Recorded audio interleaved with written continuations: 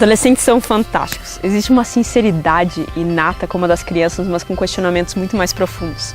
Esses dias, no início de uma aula, um aluno desabafou na frente de toda a sala. Sora, como você tem provas de que tudo isso não é uma mentira? Como essa pergunta me pegou totalmente de surpresa, não tinha nada a ver com o assunto, eu pedi explicação de o que era isso que era mentira. Ele respondeu que Jesus realmente existiu. Será que não foi uma mentira? Existe uma frase entre os ateus: para afirmações surpreendentes necessita-se de evidências surpreendentes. Por exemplo, se eu proclamasse para o mundo que eu fui abduzida por alienígenas, isso seria uma afirmação fascinante. Mas junto com a afirmação, teriam que vir evidências para isso. Eu posso garantir tranquilamente aqui que o cristianismo faz afirmações extremamente surpreendentes. Uma delas, e certamente a mais importante, é que existiu no primeiro século da era cristã um homem chamado Jesus, que foi o próprio Deus aqui na Terra. Se você parar para pensar, a entender que essa declaração é muito incrível. Não apenas um homem bom, não apenas um pacifista e nem mesmo apenas um profeta, mas Deus em carne. Mas, para podermos fazer essa afirmação secundária, o meu aluno e todos os habitantes da Terra têm o direito de ter a afirmação primária respondida. Será que esse Jesus realmente existiu? Ou ele foi apenas uma invenção da mente humana extremamente fértil? Para você ter certeza que alguém existiu ou algum fato aconteceu na história, a primeira evidência que se procura são as testemunhas oculares. No caso Nardoni, que aconteceu aqui no Brasil em 2008, em que supostamente o pai e a madrasta de uma menina chamada Isabela jogaram-na pela janela do 6º andar do prédio em que morava.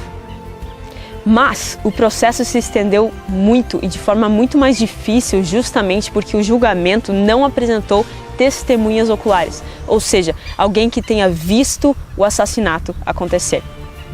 Vamos analisar então as testemunhas oculares que afirmam que Jesus de Nazaré realmente existiu. Na Bíblia existem 4 livros de homens que afirmaram presenciar os últimos anos de Jesus, inclusive seus milagres, morte e até ressurreição. São eles os evangelhos de Mateus, Marcos, Lucas e João. 2 deles eram discípulos diretos de Jesus, Mateus e João. Os outros 2 escreveram de acordo com o testemunho de 2 importantes personagens do cristianismo. O livro de Marcos foi escrito de acordo com as declarações do discípulo Pedro e o livro de Lucas de acordo com os relatos de Paulo. Mas como que a gente tem certeza que foram eles mesmos que escreveram e não outros falsos contadores de histórias? A autoria dos evangelhos não foi motivo de disputa, ou seja, ninguém duvidou em algum momento de que eles tenham escrito esses livros. Até porque o fato de ter sido eles que escreveram é algo difícil de ter inventado, sabe por quê? Vamos pegar Lucas e Marcos, por exemplo. Se alguém fosse inventar um nome para escrever os evangelhos, certamente seriam aqueles que eram mais famosos, os mais perto de Jesus, um dos 12 discípulos, por exemplo.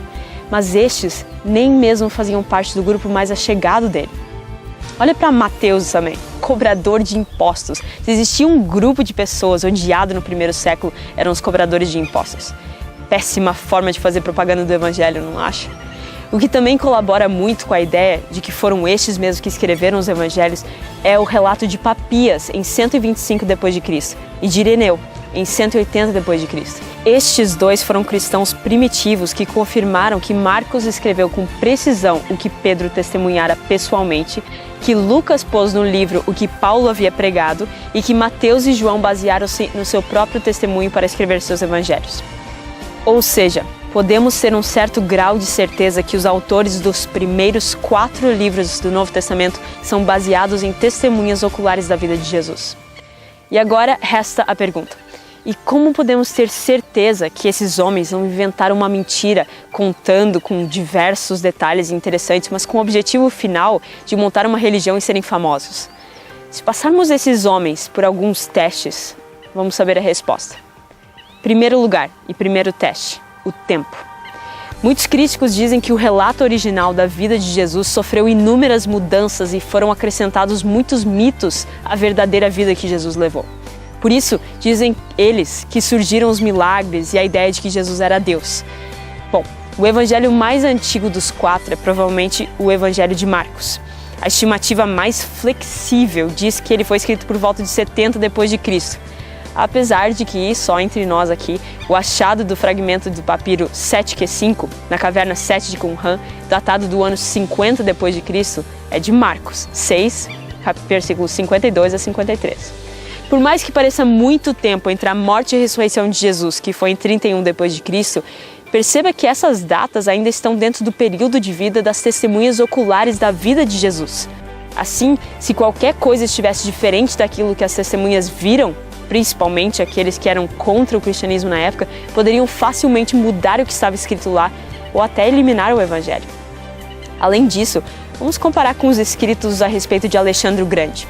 As duas biografias mais antigas a respeito dele são de Ariano e Plutarco, 400 anos depois da morte de Alexandre. E comparando essas biografias com aquelas feitas com o decorrer dos anos, os mitos a respeito da vida dele começaram a aparecer apenas 600 anos depois de sua morte.